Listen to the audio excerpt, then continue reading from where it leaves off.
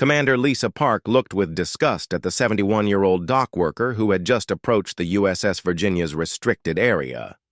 The nuclear submarine had been dead in the water for 3 days at Norfolk Naval Shipyard, and the Navy's top nuclear engineers had failed to diagnose the S9G reactor malfunction. When Park learned this weathered old man in oil-stained coveralls wanted to take a look at their $37 billion nuclear submarine, her arrogance exploded. "Stay back, old dock rat," she snapped, her voice echoing across the dry dock. "This isn't some rusty fishing boat you can bang on with a wrench. Our nuclear specialists have PhDs in reactor physics." What Commander Park didn't realize was that Admiral Thomas Kane was approaching through the shipyard gates with purposeful strides, an admiral who had personally requested this man's help when conventional solutions failed. The sound of Kane's polished boots on steel grating cut through the morning air, but Park was too focused on her dismissal to notice the approaching footsteps that would change everything. Frank, silent O'Brien stood quietly, his weathered hands resting on a worn leather toolkit that had seen more nuclear reactors than most engineers would encounter in a lifetime. The morning sun cast long shadows across the dry dock, highlighting the contrast between his simple work clothes and the pristine white hull of the Virginia-class attack submarine. "Ma'am," Frank said quietly, his voice carrying the measured tone of someone who had learned when to speak and when to listen. "I've seen a few reactor problems in my time. Sometimes fresh eyes help." Park's face flushed with irritation. She had graduated summa cum laude from the Naval Academy, earned her master's degree in nuclear engineering from MIT, and commanded a team of 12 nuclear specialists. The idea that this old dock worker, who probably didn't even understand the difference between fission and fusion, could solve what her team couldn't felt like a personal insult. Fresh eyes? Park laughed harshly. "This is a S9G pressurized water reactor, not a car engine. We're dealing with primary coolant circulation failures, neutron flux irregularities, and control rod positioning that's been optimized by computer modeling. What exactly do you think you can see that we missed?" The dry dock was busy with activity. Welders worked on nearby ships, their torches throwing sparks that danced across the concrete. The constant hum of industrial fans mixed with the distant sound of ship horns from the James River. But in the space between Frank and Commander Park, a different kind of tension was building. Frank's eyes moved to the submarine's hull, studying the subtle curves and angles that most people would see as just another weapon of war. But to Frank, the Virginia represented something else entirely, a generation of nuclear technology that had evolved from the very reactors he had once operated in waters where a single mistake meant death for 140 souls. "Computer modeling's a fine thing, Commander," Frank said, opening his toolkit to reveal instruments that seemed ancient compared to the digital diagnostic equipment scattered around the dry dock. "But sometimes the answer isn't in the numbers. Sometimes it's in listening to what the boat's trying to tell you." Park noticed several of her nuclear technicians had stopped their work to watch the exchange. Chief Petty Officer Martinez, a 20-year submarine veteran, stood near the gangway with an expression that Park couldn't quite read. There was something in Martinez's posture, not quite respect but certainly attention, that irritated her further. "Listen to the boat?" Park's voice rose. "This isn't some mystical experience, old man. Nuclear physics is science, not intuition. We have radiation detectors, pressure sensors, temperature monitoring systems that can measure variations down to thousandths of a degree. We don't need some ancient dock worker playing submarine whisperer." What Commander Park didn't know was that Frank's weathered hands had operated more nuclear reactors than anyone currently serving in the U.S. Navy. As he examined the submarine's external connections and listened to the subtle sounds emanating from the hull, his movements weren't those of a curious dock worker. They were those of someone who recognized an old friend in distress. The way Frank approached the submarine was methodical, purposeful. He ran his fingers along certain sections of the hull, feeling for vibrations that most people couldn't detect. He crouched near the boat's ventilation systems, tilting his head as if listening to a conversation only he could understand. "The primary coolant pumps," Frank murmured, more to himself than to anyone else. There's an irregularity in the harmonic frequency. Martinez stepped closer. In 2 decades of submarine service, he had learned to recognize expertise when he saw it.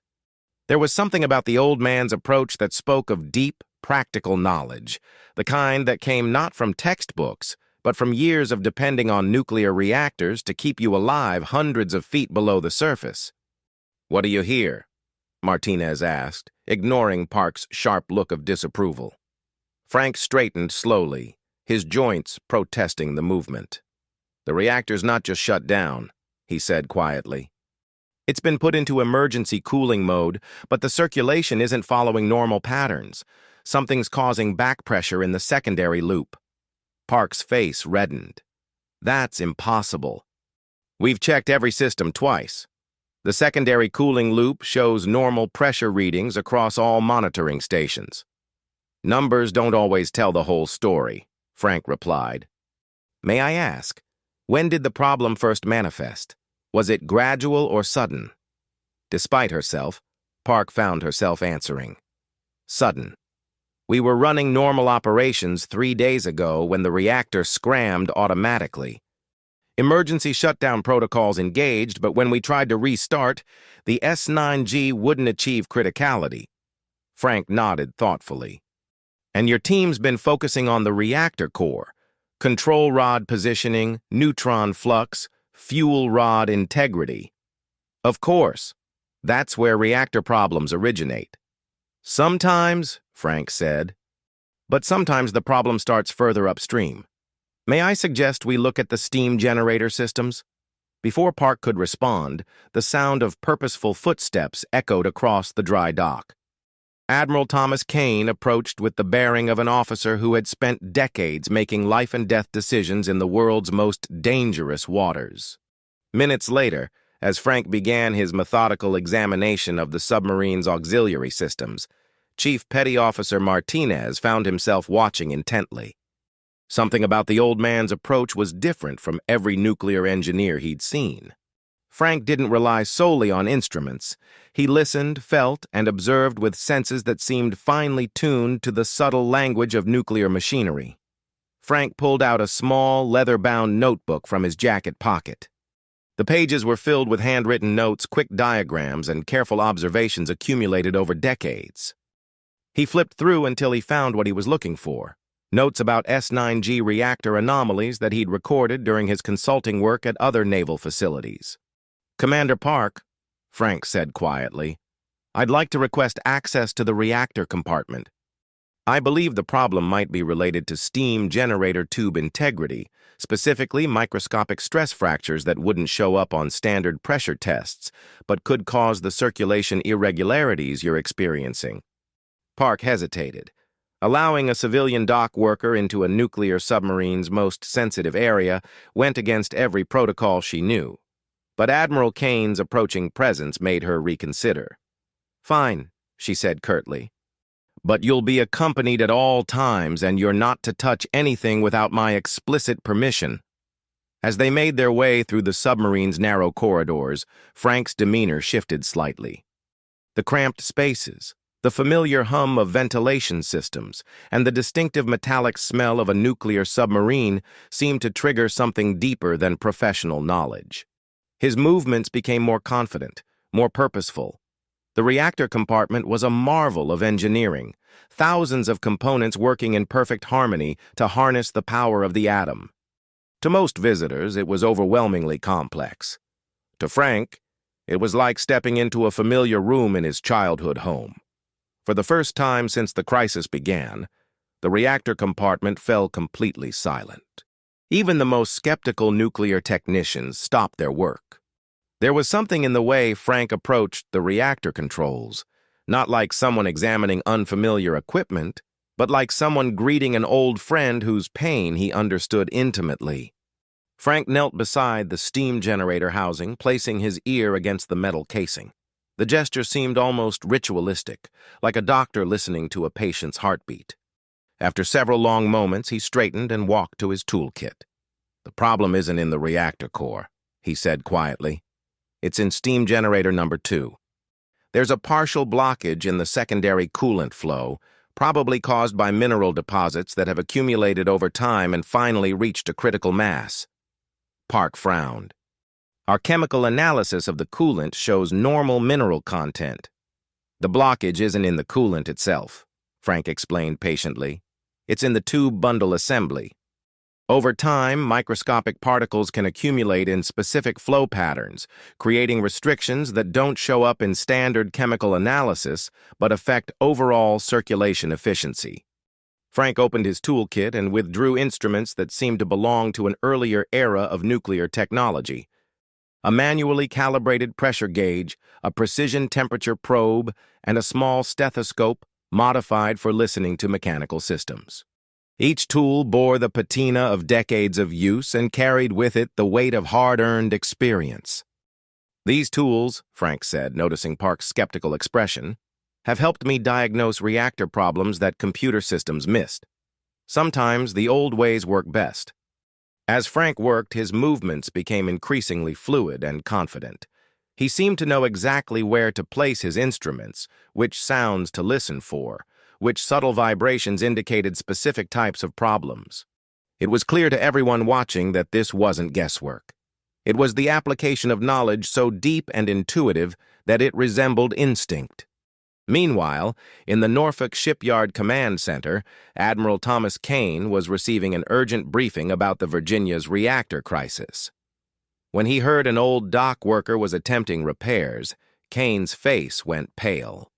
He knew exactly who that dock worker must be, and the implications of Frank O'Brien's involvement sent a chill down his spine.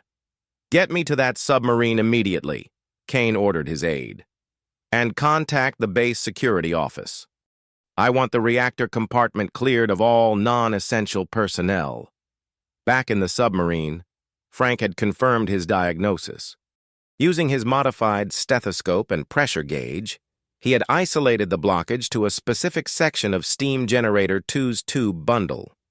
The restriction was subtle, not enough to trigger emergency alarms, but sufficient to disrupt the delicate balance of the reactor's cooling systems.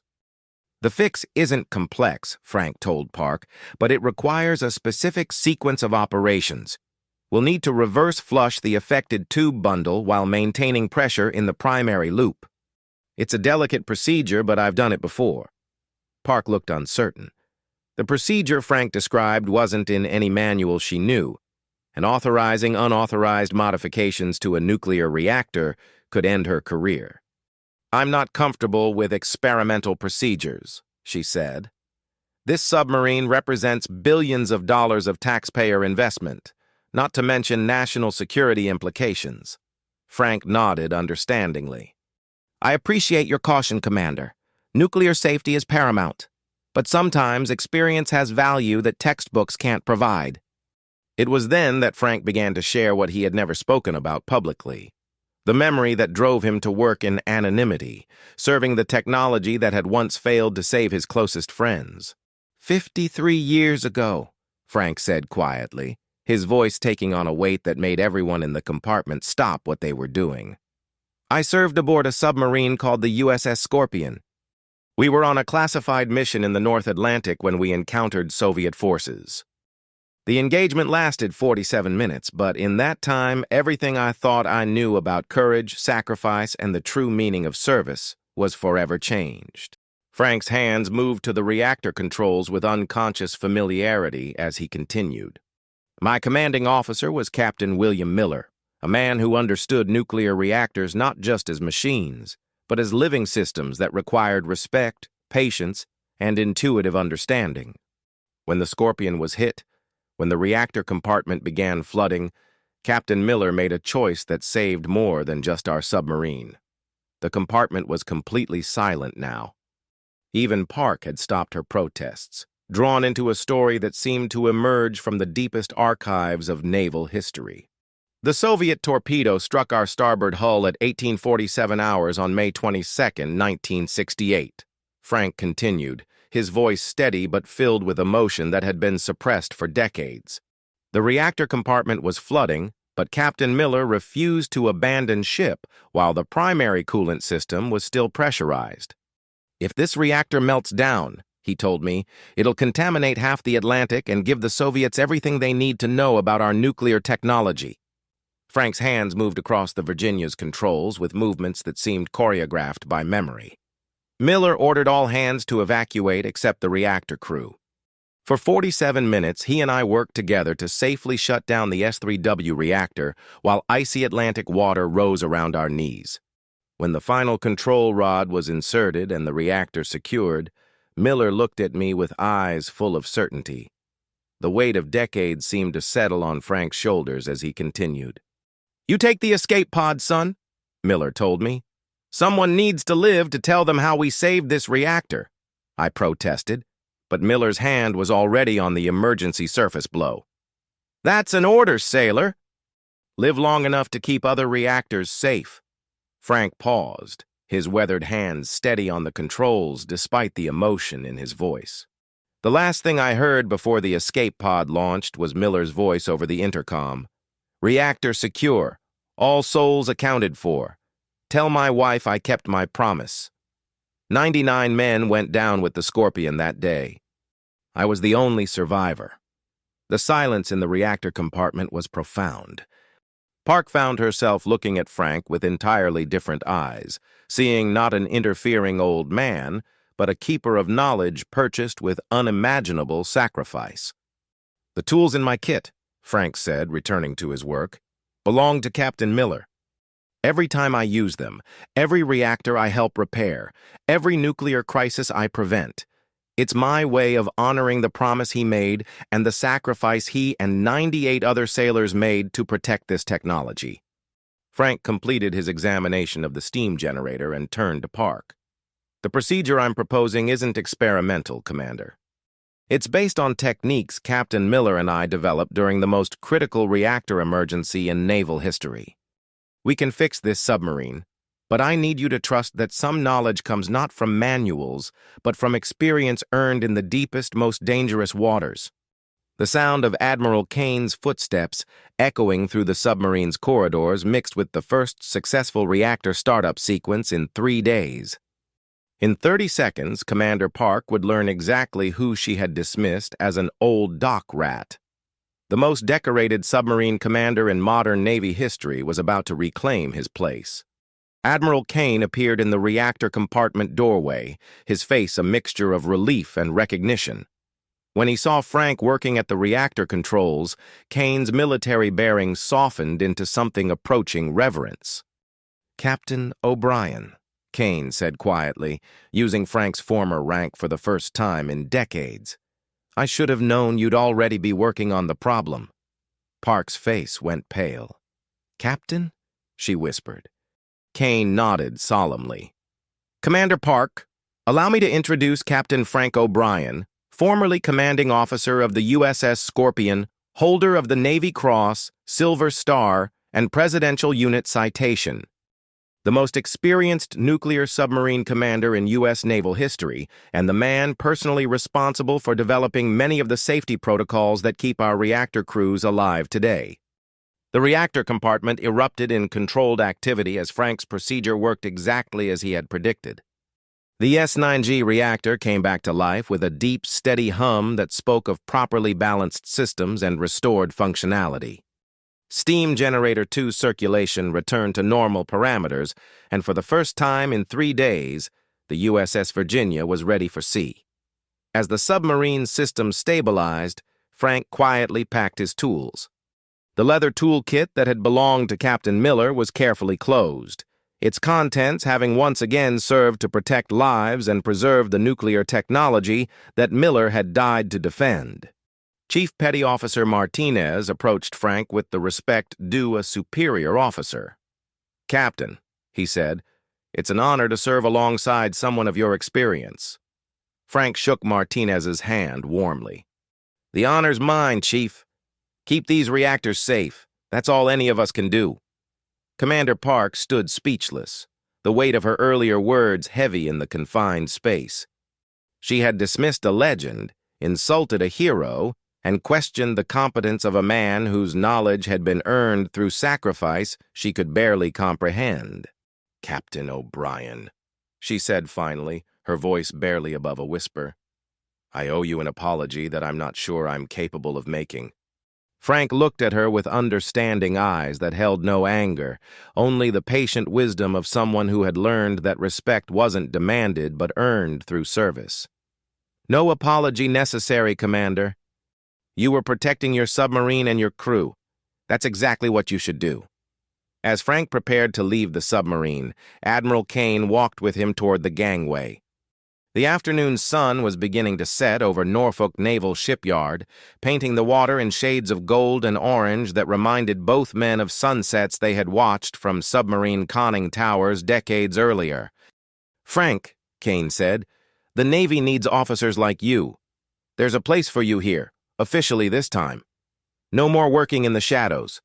Frank paused at the top of the gangway, looking back at the USS Virginia, now humming with properly functioning nuclear systems. "I appreciate the offer, Tom," he said, using Kane's first name for the first time in decades. "But I serve best when I serve quietly. There are other reactors that need fixing, other problems that need solving. And there's still work to be done honoring the memory of Captain Miller and the crew of the Scorpion." Frank descended the gangway and walked toward his 1972 Ford Galaxy parked at the edge of the shipyard. The same car he had driven for 30 years. The same humble appearance that had allowed him to work anonymously while preventing nuclear disasters that would have made headlines if they hadn't been quietly solved. As Frank drove away from Norfolk Naval Shipyard, the USS Virginia's reactor hummed with the deep, steady rhythm of properly functioning nuclear technology. In the submarine's reactor compartment, Commander Park stood quietly, forever changed by her encounter with a man who had spent 53 years keeping a promise made to a captain who died saving both his submarine and the nuclear secrets that could have changed the course of the Cold War. The lesson Frank O'Brien carried with him wasn't just about nuclear reactors or submarine operations. It was about the true meaning of service, that real honor doesn't announce itself with fanfare or demand recognition. Real honor works quietly, humbly, and without expectation of reward, because the work itself is the reward. Chief Petty Officer Martinez would later tell his crew, "I thought I knew submarines until I met Captain O'Brien. He taught me that some knowledge can't be learned from books. It has to be earned through experience, sacrifice, and the willingness to serve something greater than yourself." Commander Park, profoundly humbled by the encounter, would go on to become one of the Navy's most respected nuclear officers. But she never forgot the lesson taught by an old dock worker who turned out to be one of the greatest submarine commanders in naval history. Frank O'Brien returned to his quiet life, his humble work, and his sacred promise to keep nuclear reactors safe in honor of 99 sailors who died to protect the technology that keeps America's submarines operational in the world's most dangerous waters. Sometimes the greatest heroes don't wear uniforms or display their medals. Sometimes they work in coveralls, carry ancient tools, and serve in silence because they understand that true honor isn't about recognition. It's about keeping promises made to fallen friends and protecting the technology that keeps other sailors safe. True respect isn't demanded by rank or reputation. It's earned through competence, sacrifice, and the quiet dedication to serve something greater than oneself. Captain Frank O'Brien understood this truth, and in understanding it, he honored not only the memory of Captain Miller and the crew of the USS Scorpion, but the highest ideals of naval service itself. If you believe that respect should be earned through service rather than demanded through position, write honor in the comments below. And if this story reminded you why we should never judge people by their appearance, share it with someone who needs to remember that heroes often work in silence. Subscribe to Tales of Dignity for more stories of unsung heroes who serve with honor, courage, and quiet dignity.